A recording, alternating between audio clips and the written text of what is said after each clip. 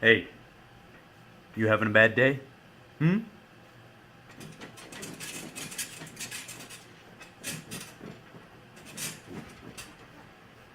Shout out to the Hodge twins. Nailed it. Today I want to talk about being optimal. Being optimal in your gains of strength and fitness goals. You know, every day you cannot necessarily be 150% at your optimal. And what I mean by that, especially us ectomorphs, because as any of you who follow my channel know, I'm actually an ectomorph. I've worked my way up the ladder into the upper weights, and now, I've made some gains over the past, close to a decade now. But if there's one thing, at least, that's important we need to know is that you cannot be at 100% every single day. And basically, what we need to take from this is lifting weights and getting in shape and achieving fitness goals is not necessarily about obtaining a certain goal today. It's all about the grand scheme of things, right? It's about the grand scheme. I got some chess pieces right over here, right? So let's say this is you, right?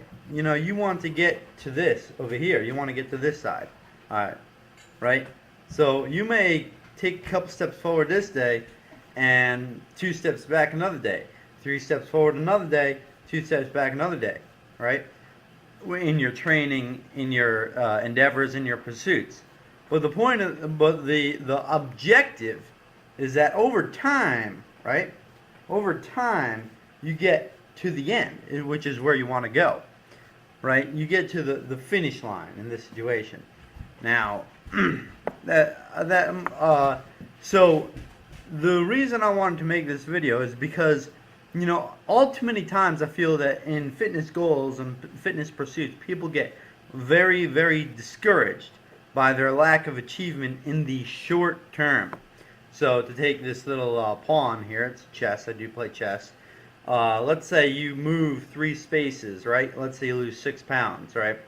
And then you go ahead and 2 days later you found out that you gained 2 pounds back.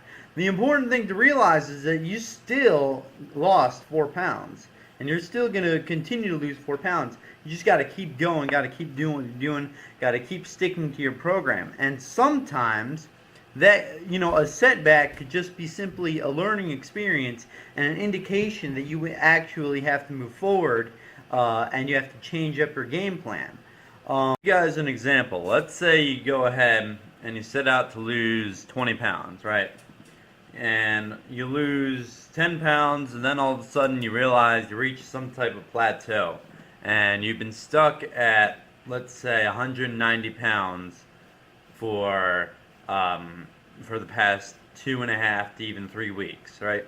It could be pretty discouraging. You could say, look, I want to give up. I don't want to do this anymore. Forget it. A thin body is just not for me. Everybody's genetics are different, but here I am, and my genetics are clearly preventing me from doing this. That's what everybody assumes. Everybody assumes that you can't possibly, maybe a fit and shaped body is for somebody else, but it's not for me. I'm too old, too fat, too large, too skinny, too whatever. Fill in the excuse. The fact of the matter is that everybody has the ability to get in shape and get lean, and to achieve the body that they want. Within reason, of course. So what might happen is if you reach these plateaus, you reach these setbacks, what you might want to go ahead and do is change up your game plan. So for example, let's say if you're running off of 2,000 calories a day, right, maybe you want to cut that back to 1,800 or 1,700 calories a day, depending on what you're doing, right? If you reach a point at which you have reached a plateau in your weight loss or strength gaining.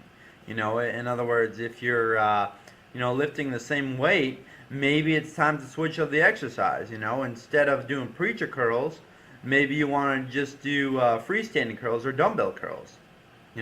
So it's all about kind of tricking your body, and also just about just making those adjustments accordingly as they come along.